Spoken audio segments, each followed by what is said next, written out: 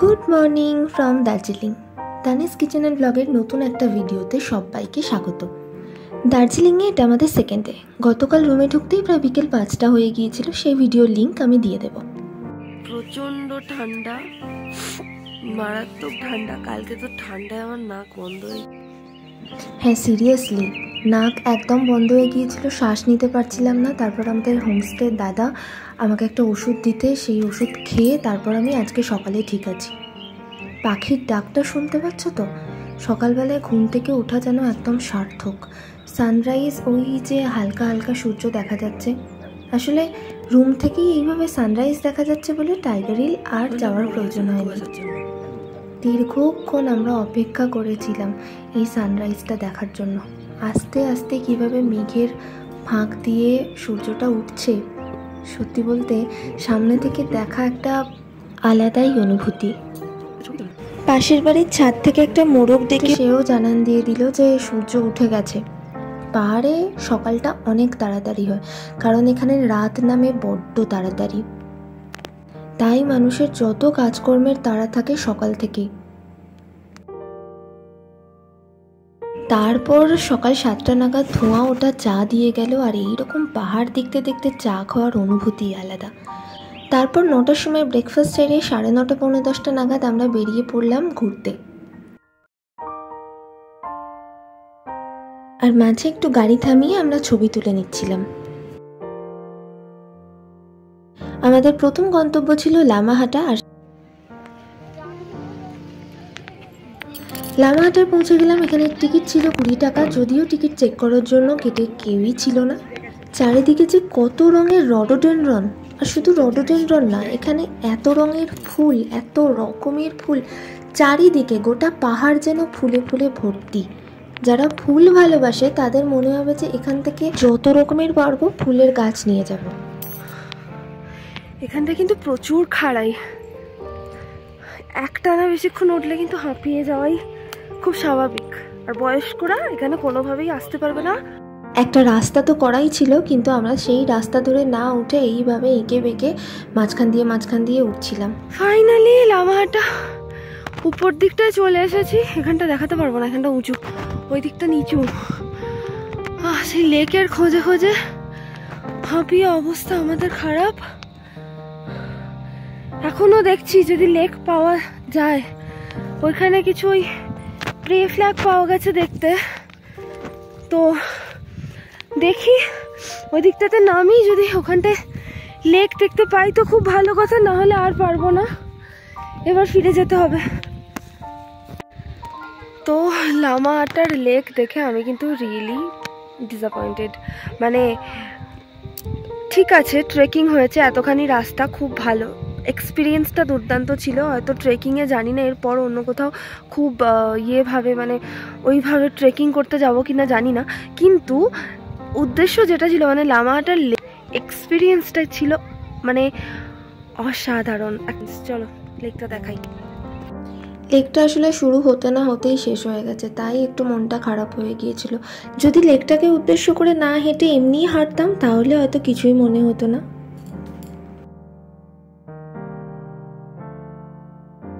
এমনি দেখতে ভালো, হয়তো শর্টকাটে এলে কিছু মনে হতো না। এসছি বলে খুব গায়ে লাগছে। সোম তো বেচারা ডিসঅ্যাপয়েন্টেড হয়ে গেছে প্রচন্ড। বসে এতক্ষণ ধরে এত কষ্ট করে এসে একটুখানি কিছু বলো।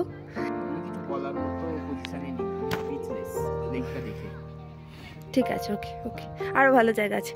পাইন গাছগুলো তো ভালো লেগেছে, মানে ওভারঅল এক্সপিরিয়েন্সটা তো ভালো ছিল, সেইটা বলো অ্যাটলিস্ট। দেখেছো ট্রেকিংটা ভালো হয়েছে, ট্রেকিংটা ভালো ছিল। একটা অন্য রাস্তা দিয়ে আমরা এসে পৌঁছেছি। 4-5টা রাস্তা ঘুরেছি, ভুলভাল রাস্তা ঘুরেছি, কিন্তু ট্রেকিংটা ভালো হয়েছে।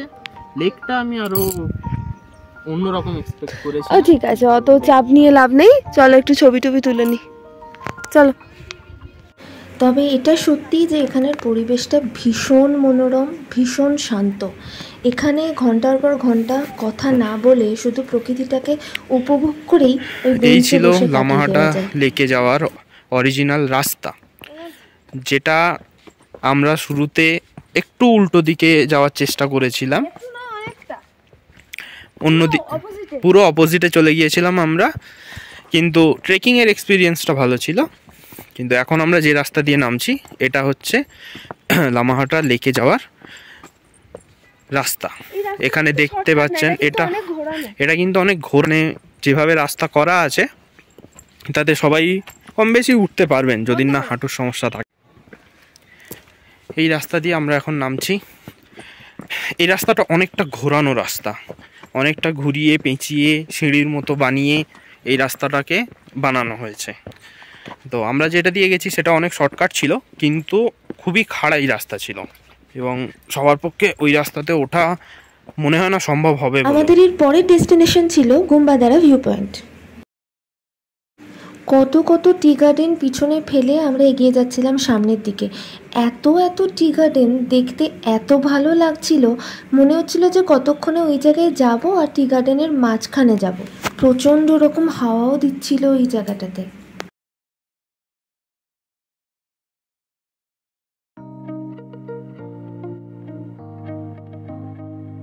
সোহমকে বলেইছিলাম যেখানেই দেখতে পাবো যে ওরকম চা বাগানের মহিলাদের মতন সাজ, আমি কিন্তু সাজবো। তো ওখানে যেতে না যেতেই দেখতে পেলাম সামনে এক জায়গায় ওরকমভাবে সাজিয়ে দিচ্ছিল, ওখানে এই সমস্ত জামাকাপড় পাওয়া যাচ্ছিল। তো আমি দাঁড়িয়ে পড়লাম, সুন্দর করে ওদের জামাকাপড় গয়নাগাটি এই সমস্ত দিয়ে আমাকে সাজিয়ে দিল। তারপরে একটা বেতের চুপড়িও দিল। এই পুরোটার প্রাইস নিয়েছিল ওরা 100 টাকা ভাড়া। আর হ্যাঁ, কোনো টাইমের কথা কিন্তু ওরা কিছু বলে দেয়নি। আমি তো খুব মনের আনন্দে রেডি হচ্ছিলাম, আমার খুব ভালো লাগছিল নিজেকে দেখতে। তোমরাও জানিও তো কীরকম লাগছিল আমাকে। আমরা এখন এসে গেছি গুম্বাদারা ভিউ পয়েন্টে, আর এই গুম্বাদারা ভিউ পয়েন্টের টি গার্ডেন, সেই টি গার্ডেনের মধ্যে আমরা এখন আছি। এখনও আবহাওয়া একটু হেজি, তাই পাহাড় দেখা যাচ্ছে না, কিন্তু এই হচ্ছে টি গার্ডেন।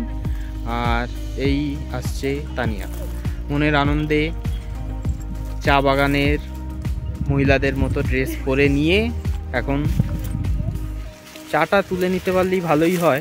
দার্জিলিংয়ের চা একেবারে নিয়ে যাওয়া যেত তাহলে। চায়ের 4টে পাতা তুলেছিলাম স্মৃতির জন্য বাড়িতে নিয়ে যাব বলে। যাই হোক, তারপর টি গার্ডেন ঘুরে আমরা ওই দোকানেই মোমো খেলাম। সত্যি বলছি, আমাদের কলকাতার মোমোর থেকে দার্জিলিংয়ের মোমো কত আলাদা।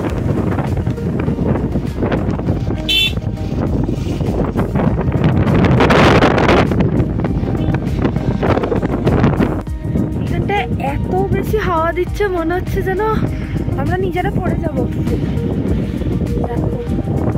এত বেশি এখানে হাওয়া, মনে হচ্ছে পাহাড় থেকে আমরাই তুলে পড়ে যাব। ফোন হাতে রাখা যাচ্ছে না, এত জোর হাওয়া হচ্ছে।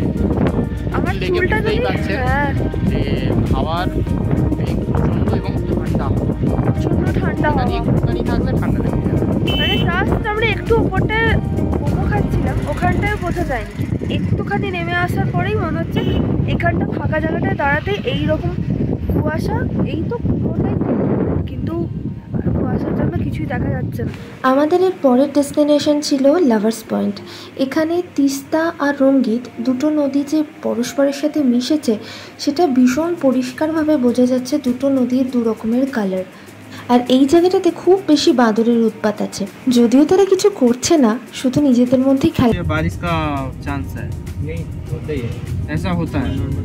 এরপর হঠাৎই দেখলাম যে কুয়াশা ভর্তি হয়ে গেল চারিদিকে। তো সেটাই আমরা জিজ্ঞাসা করছিলাম যে এটা কি বৃষ্টির লক্ষণ না এরকমই হয়।